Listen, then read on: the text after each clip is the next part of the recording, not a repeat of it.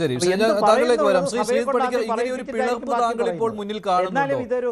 അല്ല, ഈ ഒരു പിളർപ്പ് ശ്രീജിത് പണിക്കർ, ഇങ്ങനെ ഒരു പിളർപ്പ് താങ്കൾ ഇപ്പോൾ മുന്നിൽ കാണുന്നുണ്ടോ? റോഷി അഗസ്റ്റിൻ പാർട്ടി പിളർത്തും എന്നുള്ളത്, ഈ റോഷി അഗസ്റ്റിൻ അങ്ങനെ ഈ പാർട്ടി പിടിച്ചെടുക്കാൻ പോകുന്ന രീതിയിലുള്ള ഒരു നേതാവൊന്നുമല്ല. അദ്ദേഹം LDFിനോട് പക്ഷേ വിശ്വാസവഞ്ചന കാണിക്കുന്നില്ല എന്ന് പറയുന്നുണ്ട്. അതേസമയം തന്നെ അദ്ദേഹം ജോസ് കെ മാണിക്ക് ജയിച്ചു വരാൻ കഴിയാത്തത് കൊണ്ട് മന്ത്രിയായ ആളാണ് റോഷി അഗസ്റ്റിൻ. പക്ഷേ അദ്ദേഹം ആ ഒരു മേൽക്കോയ്മയൊന്നും പാർട്ടിയിൽ കാണിക്കാത്ത ഒരാൾ കൂടിയാണ്. അദ്ദേഹത്തിന് ഇപ്പോൾ ഒരു സന്നിഗ്ധ ഘട്ടമാണെന്ന് തന്നെ പറയാം. LDFിനെ കൈവിടാനും പറ്റുകയില്ല, എന്നാൽ ജോസ് കെ മാണി വിളിക്കുമ്പോൾ പോകാതിരിക്കാനും പറ്റുകയില്ല എന്ന്.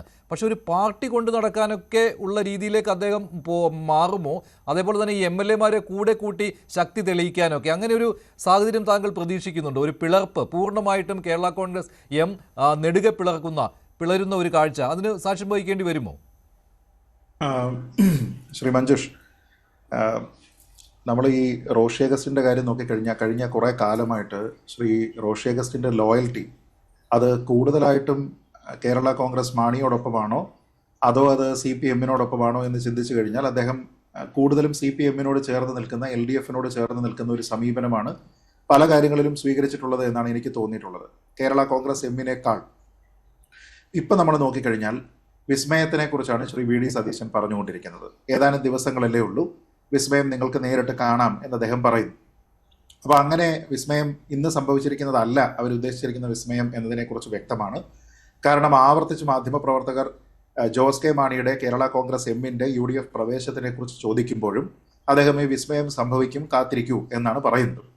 അപ്പോൾ അതിൻ്റെ അർത്ഥം എന്താണ് എന്നതിനെക്കുറിച്ച് കൃത്യമായിട്ട് അറിയാം. ആ സമയത്ത് 3 ആൾക്കാരുടെ പ്രതികരണങ്ങൾ നോക്കൂ. ഇതിൽ ശ്രീ റോഷി അഗസ്റ്റിൻ ആയിക്കോട്ടെ, ശ്രീ പ്രമോദ് നാരായണൻ ആയിക്കോട്ടെ, ഇവർ രണ്ടുപേരും പറയുന്നത് LDFിനോടൊപ്പം തുടരും എന്നാണ്. LDF തുടരും എന്ന അർത്ഥത്തിലാണ് അവർ ആ പോസ്റ്റ് ഇട്ടിരിക്കുന്നത് എങ്കിലും ആ പോസ്റ്റിൽ അതിൻ്റെ ചിത്രങ്ങൾ അവർ ഉപയോഗിച്ചിരിക്കുന്നത് നോക്കിയാൽ ആ ചിത്രങ്ങളിൽ ആരൊക്കെയാണ് ഉള്ളത് എന്ന് നോക്കിക്കഴിഞ്ഞാൽ തുടരും എന്ന് പറയുന്നത് കേവലം മോഹൻലാലിൻ്റെ സിനിമയുടെ പേരിനെ ആലങ്കാരികമായിട്ട് ഉപയോഗിക്കുകയല്ല. 2026-ലും ഭരണരംഗത്ത് LDF തുടരും എന്നല്ല പറയുന്നത്, മറിച്ച് തങ്ങൾ CPM-നോടൊപ്പം തുടരും അല്ലെങ്കിൽ LDFിൽ തന്നെ തുടരും എന്ന നിലയ്ക്കാണ് ആ പോസ്റ്റ് വന്നിരിക്കുന്നത്. അതല്ല എങ്കിൽ അത്തരത്തിലുള്ള ഒരു പോസ്റ്റിന് നിലവിൽ മറ്റു തരത്തിലുള്ള യാതൊരു വിധത്തിലുള്ള സാങ്കത്യവുമില്ല. അപ്പോൾ അതിൽ ശ്രീ റോഷി അഗസ്റ്റിൻ ഇട്ടിരിക്കുന്ന പോസ്റ്റ് നോക്കിക്കഴിഞ്ഞാൽ അതിന് ആരൊക്കെ ഉണ്ട് എന്ന് നോക്കുക. അതേപോലെ പ്രമോദ് നാരായണൻ ഇട്ടിരിക്കുന്നത്, മറ്റുള്ള പല ആൾക്കാരും സമാനമായ രീതിയിലുള്ള കാര്യങ്ങളൊന്നും തന്നെ ഇട്ടിട്ടില്ല. ഇനി ശ്രീ ജോസ് കെ മാണിയുടെ തന്നെ പ്രതികരണം നോക്കും. അത് ഭയങ്കര രസകരമായിട്ടുള്ള ഒരു പ്രതികരണമാണ്.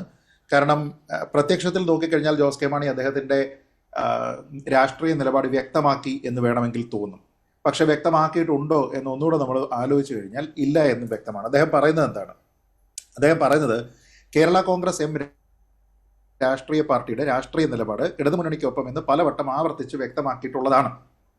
അതായത് തിങ് ഓഫ് ദ പാസ്റ്റിനെ കുറിച്ചാണ് അദ്ദേഹം പറഞ്ഞത്. ഇപ്പോഴത്തെ കാര്യത്തിനെ കുറിച്ച് അദ്ദേഹം പറയുന്നില്ല. അദ്ദേഹം ചരിത്രപരമായി ശരിയായിട്ടുള്ള ഒരു വസ്തുത എവിടെ പറഞ്ഞു എന്ന് മാത്രമേ ഉള്ളൂ. ഒഴിവാക്കാനാവാത്ത ചില സ്വകാര്യ ആവശ്യങ്ങളുള്ളത് കൊണ്ട് അദ്ദേഹത്തിന് കഴിഞ്ഞ ദിവസത്തെ മീറ്റിംഗിൽ പങ്കെടുക്കാനായിട്ട് സാധിച്ചിട്ടില്ല. അത് അദ്ദേഹം അറിയിച്ചിട്ടുണ്ട് എന്ന് പറയുന്നുണ്ട്. ഈ ഒഴിവാക്കാനാകാത്ത യാത്ര എന്ന് പറയുന്നത് ഏത് യാത്രയാണ്, ആരെ കാണാനുള്ളതാണ് എന്നതിനെക്കുറിച്ച് അദ്ദേഹം വരും ദിവസങ്ങളിൽ പറയട്ടെ. ദുബായ് യാത്രയാണ്. ദുബായ് യാത്രയിലായിരുന്നു അദ്ദേഹം. VD സതീശനും ദുബായിൽ ഉണ്ടായിരുന്നു. അങ്ങനെ വേണമെങ്കിൽ നമുക്ക് ചേർത്ത് വായിക്കാം. അതാണ് ഞാൻ പറഞ്ഞത്. അത് ഒരുപക്ഷെ അദ്ദേഹം പറയട്ടെ എന്ന് ഞാൻ പറഞ്ഞ അതുകൊണ്ടാണ്. ഇനി ഇതിന്റെ പശ്ചാത്തലത്തിൽ പാർട്ടിയുടെ രാഷ്ട്രീയ നിലപാട് സംബന്ധിച്ച് ഇപ്പോൾ പുറമേ നടക്കുന്ന ചർച്ചകൾക്ക് പാർട്ടിയുമായി യാതൊരു ബന്ധവുമില്ല എന്ന് അദ്ദേഹം പറയുന്നു. സത്യം ഇതായിരിക്കെ ആരെങ്കിലും ഇതുമായി ബന്ധപ്പെട്ട് നടത്തുന്ന അഭിപ്രായ പ്രകടനങ്ങൾ ബോധപൂർവം പാർട്ടിയെ അസ്ഥിരപ്പെടുത്താനുള്ള അജണ്ടയുടെ ഭാഗമാണ്. കേരള കോൺഗ്രസ് എം ഒറ്റക്കെട്ടായി മുന്നോട്ട് പോകും എന്നാണ്. നോക്കൂ, ഇദ്ദേഹം ഇതിന്റെ ആദ്യത്തെ വരിയിൽ പറയുന്നത് ഈ രാഷ്ട്രീയ നിലപാട് ഇടതുമുന്നണിക്കൊപ്പം എന്ന് പലവട്ടം ആവർത്തിച്ച് പറഞ്ഞിട്ടുണ്ട് എന്നാണ്. പക്ഷെ ഇത്തവണ അദ്ദേഹം അത് പറയുന്നില്ല.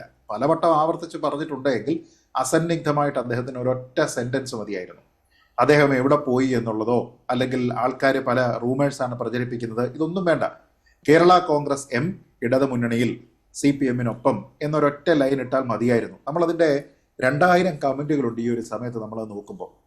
ആ കമൻറ്റുകളിൽ കുറേ അധികം ആൾക്കാർ ആവശ്യപ്പെടുന്നത് ആ നിലപാട് ഇപ്പോഴൊന്ന് വ്യക്തമാക്കാമോ, നമ്മൾ ഈ പറഞ്ഞതുപോലെ ഒരു ഒറ്റ ലൈനിൽ ഈ കാര്യം ഒന്ന് പറയാമോ, ഇത്രയും പരത്തി പറയേണ്ടുന്ന കാര്യമില്ലല്ലോ എന്നാണ്. അതുപോലെ ഒരു കാര്യം കൂടിയുണ്ട്. അവസാനത്തെ ലൈൻ അദ്ദേഹം തിരുത്തി. ആദ്യം ഒറ്റക്കെട്ടായി തീരുമാനമെടുത്ത് മുന്നോട്ട് പോകുമെന്നായിരുന്നു. പിന്നീട് അദ്ദേഹം കുറച്ച് കഴിഞ്ഞപ്പോൾ അത് തിരുത്തി ഒറ്റക്കെട്ടായി മുന്നോട്ട് പോകുമെന്നാക്കി. അതായത് ഈ തീരുമാനം അദ്ദേഹം മാറ്റി. ഞാൻ അതിലേക്ക് വരികയായിരുന്നു. അപ്പോൾ അതിനർത്ഥം എന്താണ്? ഒറ്റക്കെട്ടായിട്ട് തന്നെയാണ് എവിടെ പോവുകയാണെങ്കിലും പിളരുകയൊന്നുമില്ല, ഒറ്റ തീരുമാനമെടുത്ത് ഒരേ സ്ഥലത്ത് തന്നെ പോകും, അത് മുന്നോട്ട് തന്നെയാണ് എന്ന നിലയ്ക്കാണ് അദ്ദേഹം അത് പറയുന്നത്. ഇവിടെ ഒരു പൊളിറ്റിക്കൽ എക്സിസ്റ്റൻസ് ആണ്. നമ്മൾ ഈ രാഷ്ട്രീയമായിട്ടുള്ള ഒരു എന്താ പറയുക, പൊളിറ്റിക്കൽ മൊറാലിറ്റി എന്ന കാര്യങ്ങളെക്കുറിച്ചൊക്കെ പറയുന്ന സമയത്ത് നമ്മൾ ഒരിക്കലും അതിലേക്ക് ചേർത്ത് വെക്കാത്ത ഒരു ഗ്രൂപ്പാണ് ഈ കേരള കോൺഗ്രസ് പാർട്ടികൾ എന്ന് പറയുന്നത്.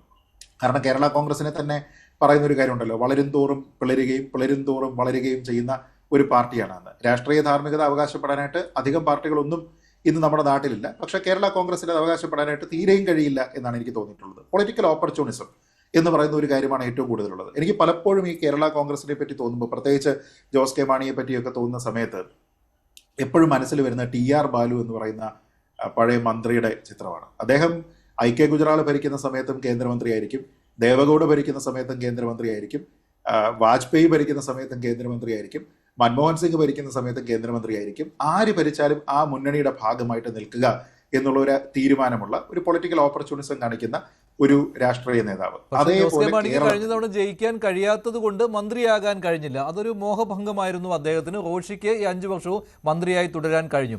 ഇനി UDF ജയിക്കും എന്നുള്ളൊരു പ്രതീതി വരുമ്പോൾ അദ്ദേഹത്തിന് അടുത്ത 5 വർഷവും മന്ത്രിയാകാതിരിക്കാൻ പറ്റില്ല. ഇങ്ങനെയൊക്കെയാണല്ലോ ഈ കാര്യങ്ങൾ പോകുന്നത്, അങ്ങനെയൊക്കെയാണല്ലോ ഈ ചർച്ചകളിലേക്ക് കാര്യങ്ങൾ കടന്നത്. പക്ഷേ റോഷി അഗസ്റ്റിന് ചിലപ്പോൾ അടുത്ത തവണ മന്ത്രിസ്ഥാനം ഉറപ്പില്ല UDFിലേക്ക് പോയാലും. കാരണം റോഷി ജോസ് ഉണ്ടാവും, N ജയരാജ് ഉണ്ടാവും, പിന്നെ അത് കഴിഞ്ഞ് റോഷിയുടെ സ്ഥാനം വരികയുള്ളൂ.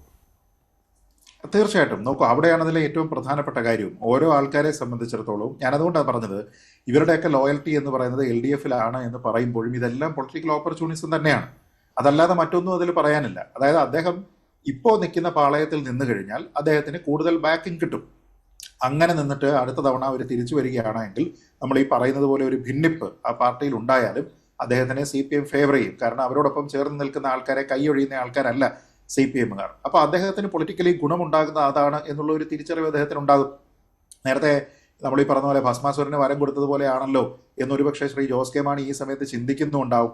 എന്തായാലും ജോസ് കെ മാണിക്ക് ഉണ്ടായിരുന്ന രാഷ്ട്രീയമായിട്ട് അന്നുണ്ടായിരുന്ന ഒരു വീഴ്ച, ആ വീഴ്ച കൊണ്ട് പൊളിറ്റിക്കൽ ഓപ്പർച്യൂണിസം കിട്ടിയിരിക്കുന്ന മറ്റാൾക്കാരുണ്ട്.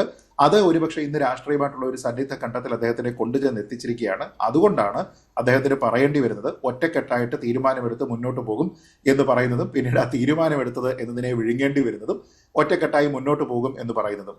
ഇതിപ്പോൾ നമ്മൾ ആൾക്കാർ എന്തൊക്കെ നിഷേധിച്ചാലും ഈ രീതിയിലത്തേക്കുള്ള ഒരു ചർച്ച അത് ഈ സമയത്ത് മാത്രം നടക്കുന്നതല്ല, നേരത്തെ തന്നെ അത് സജീവമായിരുന്നുവെന്നും ആൾക്കാരൊക്കെ അത് ഡിനൈ ചെയ്യുന്ന സമയത്ത് പോലും അത് നടക്കാനുള്ള സാധ്യതയുണ്ടായിരുന്നു എന്നുള്ളതും വ്യക്തമാണ്.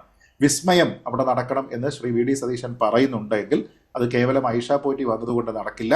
മറിച്ച് ആ വിസ്മയം നടക്കണമെങ്കിൽ നേരത്തെ ശ്രീ ഗോപകുമാർ സാർ പറഞ്ഞതുപോലെ പൊളിറ്റിക്കലി ക്ലൗട്ടുള്ള കുറേയധികം വോട്ടുകൾ സമാഹരിക്കാൻ കഴിയുന്ന മുസ്ലിം ലീഗിനെ പോലെ അത്ര വലിയ പാർട്ടിയല്ല എങ്കിലും ചില പോക്കറ്റുകളിൽ പ്രവർത്തിക്കാൻ കഴിയുന്ന, ചില മതവിഭാഗങ്ങളുമായി ചേർന്ന് നിൽക്കുന്ന, ചില മതപുരോഹിതന്മാരുമായി ചേർന്ന് നിൽക്കുന്ന ഒരു പാർട്ടിയെ സംബന്ധിച്ചിടത്തോളം അതിന് UDF രാഷ്ട്രീയത്തിൽ ഒരു പ്രസക്തി ഉണ്ട് എന്നുള്ളത് ഒരു വസ്തുതയാണ്, സംശയമില്ലാത്ത കാര്യമാണ്.